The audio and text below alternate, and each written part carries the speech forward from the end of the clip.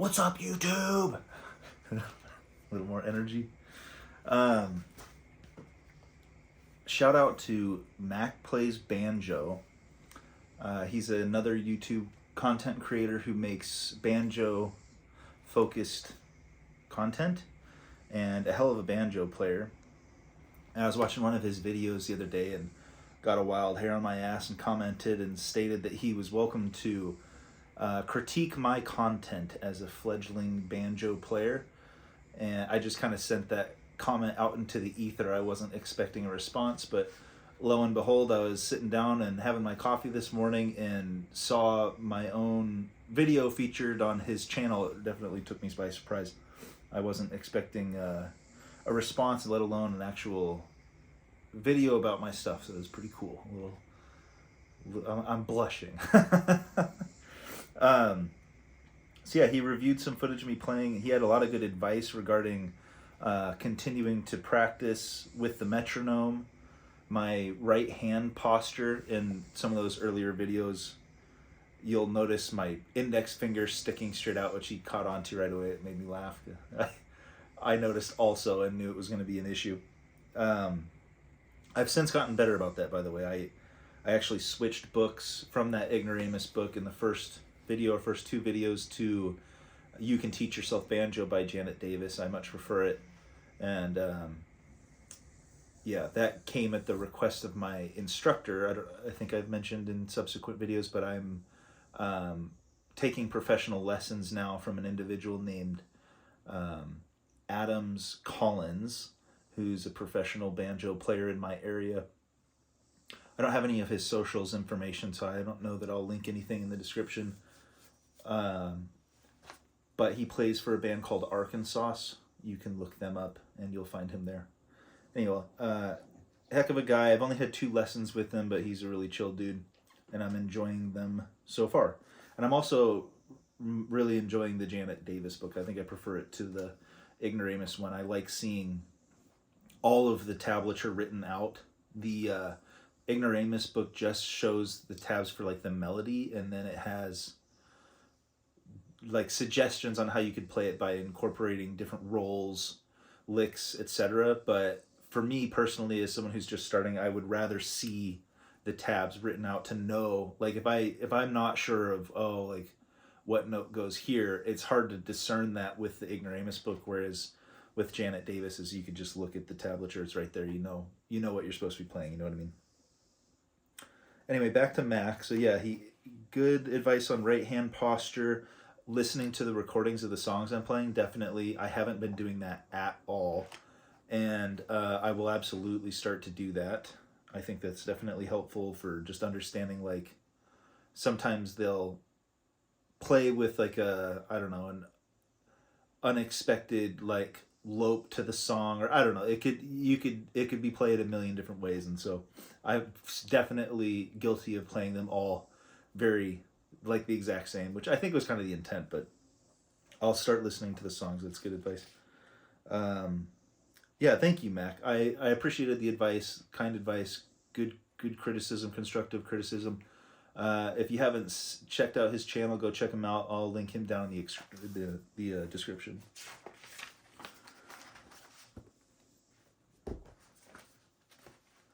Okay, I made, so right after my second lesson, that same night I got home and just tried to do a bit of a brain dump, so I'll try to cut these 2 clips together, but what's up, YouTube? Alright, I just got back from my second lesson. I've been working through this You Can Teach Yourself Banjo book by Janet Davis, and for the first lesson that he gave me, and I might have to edit this out if he's not cool with me showing this, but he basically just assigned me some of the songs in the book, working on beginner rolls while going through, the chords that everybody learns to start, which would it be C, D, and G. So I've done that for the first couple of weeks. That went well. It seemed like he was pretty happy with the progress. Boil them, bile them cabbage down was one of the songs that was assigned. and Blackberry Blossom, part A. I did go ahead and learn part B. I've got Blackberry Blossom down pretty well. And then this was not assigned, but I went and learned Cripple Creek, which I can play decently. So yeah, new stuff, the goods. Came back with the goods. So he taught me the F shape, I guess it's called, on banjo, which looks like that.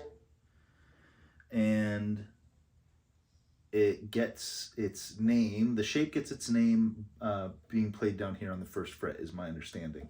And the root of the note for this chord shape is defined on this fourth string, so that would be this finger here. Let's see, that's G, D, E, G, D, D string, E and F. There's a half step, yeah, so that's the F. I think I've got that right. I'm just a fledgling in music theory, so yeah, that ought to be the F there, hence the name, the F-shaped chord. Now, this is pretty cool. This is a closed chord, meaning it doesn't have open strings in it, so you can shift it up the neck. And if you bring it down here to the root of the chord, my ring finger being on the 7th fret, that is now a G chord.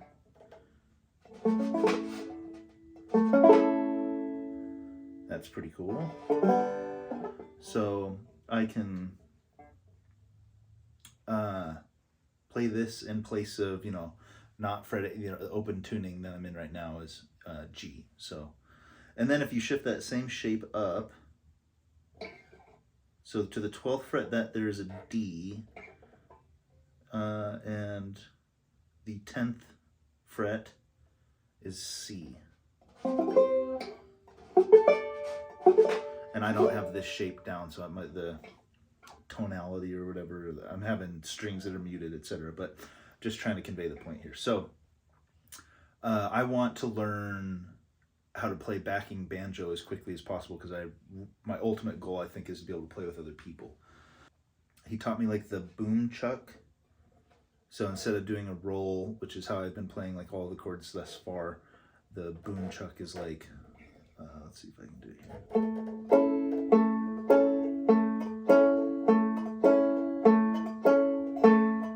It's like, what the bass would be playing, for example. So I could do that. Being careful to play a little further away from the bridge and to not be distracting to, when you're playing backup. The idea is to be second fiddle, so to speak.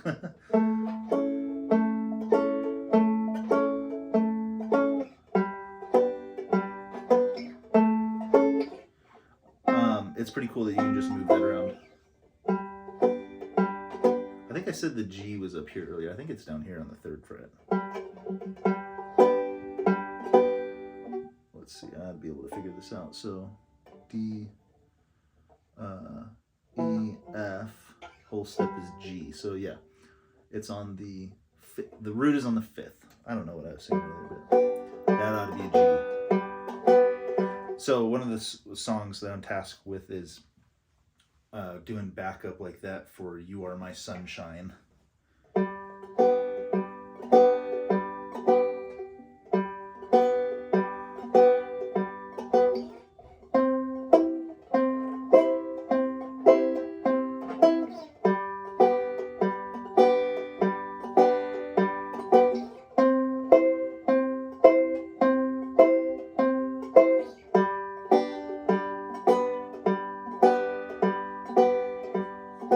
Anyway, it's just another G, C, D thing, but, playing it a different way. So that's cool. And I literally just got back from this lesson. I haven't practiced any of this, so it's a little rough around the edges. I'm just trying to do a brain dump here. He also gave me another book by Janet Davis to pick up called Backup Banjo, which I'm going to order right away because, like I said, I'm kind of keen on that. He gave me a new roll pattern, roll with closed shape. So yeah, that's good, because one of my questions to him was I have this chord chart I ordered that shows me some new chords, and I like circled some ones that I want to learn next. But for a lot of these, you don't play the fifth string, that drone string. And so for a lot of the basic roll patterns I was learning, most all of them use that fifth string. And if you're trying to roll over one of these chords that doesn't use it, it just sounded weird. So I wanted to know, like, one, some new chords, and how to roll on them. You know what I mean? Because I like the roll thing's kind of like the whole part of the banjo. I was talking about what my banjo instructor had kind of laid out for me for these next 2 weeks until my next lesson, and that was, I expressed a desire to him to fast track like learning to play backup banjo for other musicians, because my primary goal is to be able to play with other individuals. I think that's going to keep it entertaining, keep it my interest in this subject matter more than just playing on my own all the time. So that's the goal. And part of what came out of that lesson was he showed me the F major chord shape, which looks like that here. And excuse me, I've just been practicing holding this shape, moving it up and down the neck. This is a closed chord, so you can shift it up the neck and you don't have open strings ringing out, which is kind of what's neat about it. And I was just fooling around, noodling, shifting this chord around, trying to get the hand placement down. And I ended up stumbling across a chord progression that I recognized. At first I thought it sounded, it was like a good, flowed well together. It would have been G. Here, let me try to do.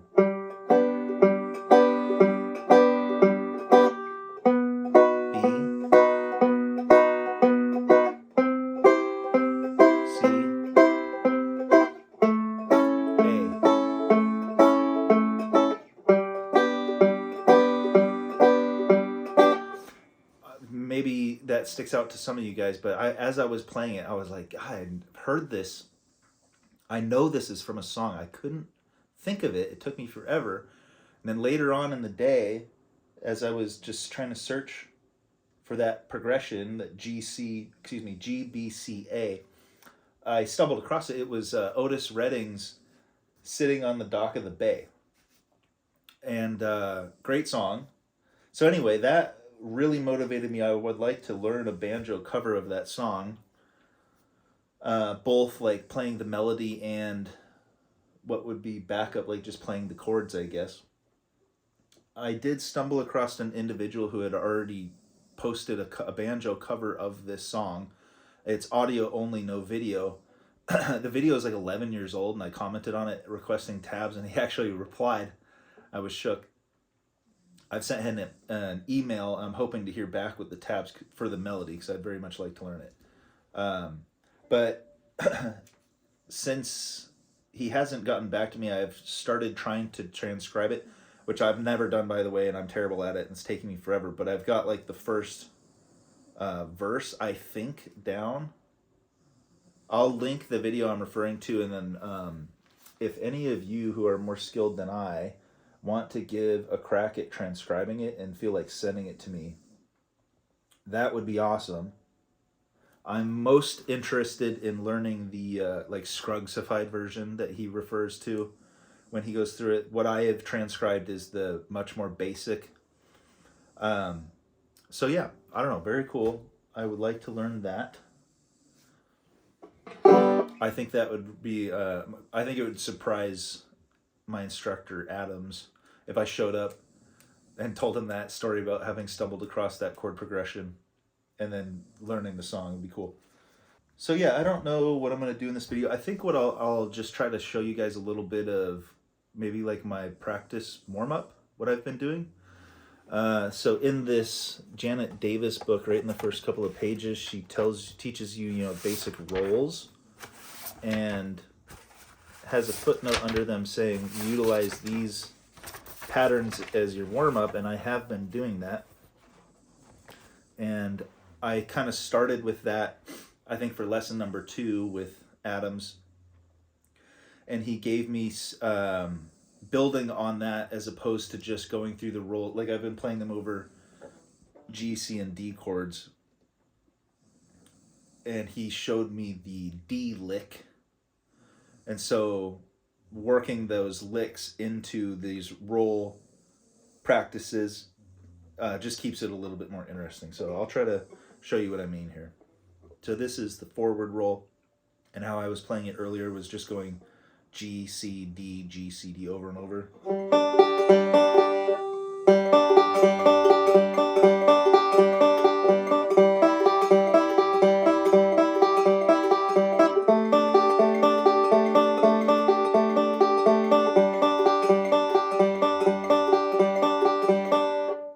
And he had suggested adding in the D lick in place of just rolling over the D chord.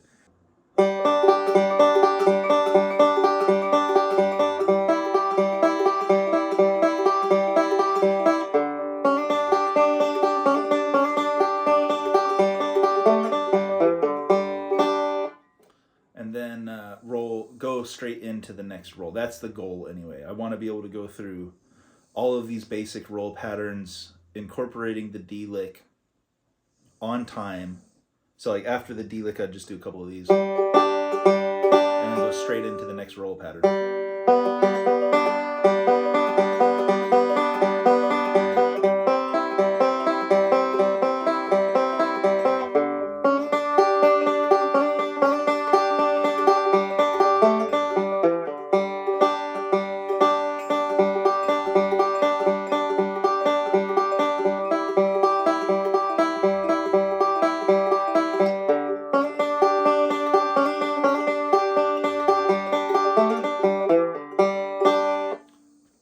You get the idea. So that's the goal to show up to lesson 3 and to be able to go through all these rolls with the D lick to a metronome smoothly as possible. So that is the warm-up. After that, really, I've just been trying to continue to go through the book. I've made recordings of Blackberry Blossom and Cripple Creek. I can play them both, to the metronome decently. Definitely not perfect. Plenty of room for improvement, but I want to move on from those. I think that, like Mac had stated, focus on the material until you can play it smoothly to the metronome. I totally agree with that, and I will come back to them, but I'm burnt, especially on Cripple Creek. I am burnt on Cripple Creek. I don't want to, I'm sick of hearing it. I'm sick of playing it. I want to move on. One of the songs that I like quite a lot right now that is getting closer to where I am in the book is called Wild Wood Flower. I'll try to play that. Try to play that for you.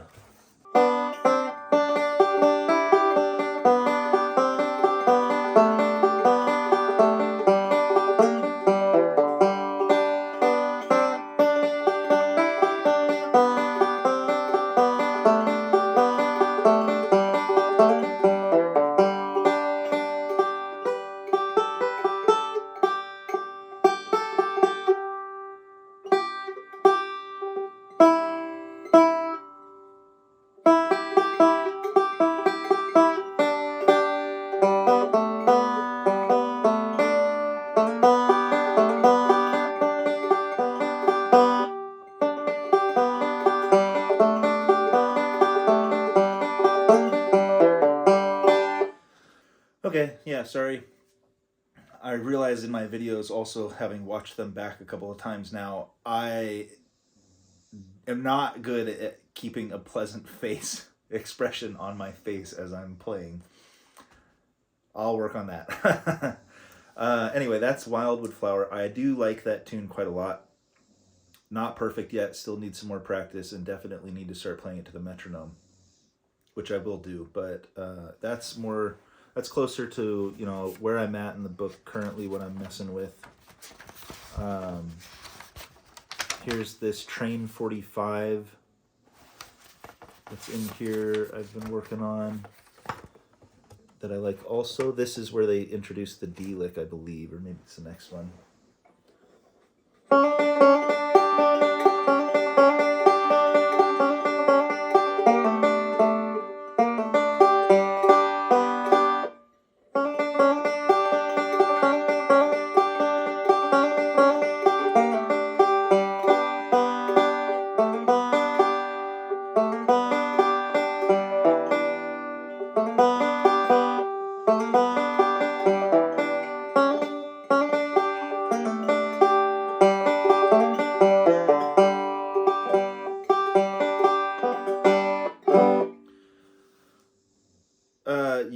All these are a little rough around the edges if you can't tell. I haven't got them smoothed out yet. After that is Salty Dog, Sunnyvale Breakdown, and Wabash Cannonball.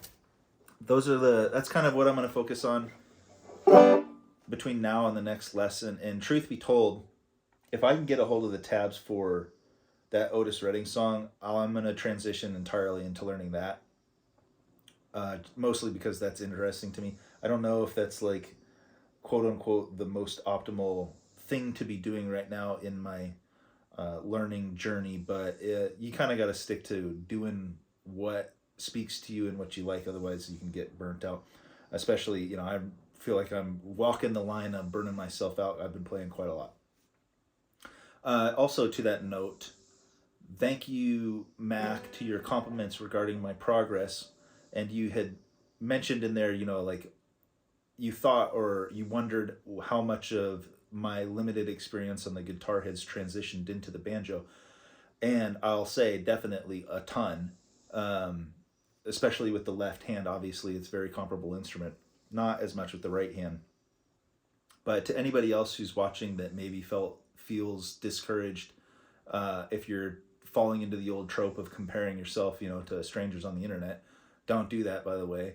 But that is how I'm able to have progressed so rapidly in the first few weeks. I have, I'm not a good guitarist by any stretch of the imagination. In fact, I'm probably better at the banjo now than I ever was at the guitar. But that little experience that I did have on the guitar gave me a huge leg up with forming basic chord shapes, just being relatively comfortable fingering the fretboard, and probably with the right hand a little bit too, although they're not super comparable in that regard. But when you see me like picking out in the first video in that Ignoramus book, just using my left thumb only and picking out the melodies, or my right thumb rather, that is completely on par with like what I was doing with the guitar lessons as a kid. I was doing that, same songs, well, not the same songs, but same kind of thing, just picking out those basic melodies on the guitar. So I had been there before, is what I'm saying. So yeah, guys, I'm not gonna let this video drag too much. I think I'm just gonna get my daily practice in, probably off camera. I have an easier time focusing that way. But I did want to get on here, thank Mac, and give a little update of what I'm doing, where I'm at. And if any of you guys have a transcription of, a banjo cover of that Otis Redding song, I'd love to get my hands on it, and I'll link that other video in the description if any of you want to try to give a crack at transposing it. That would be awesome. Anyway, thank you. Take care. See ya.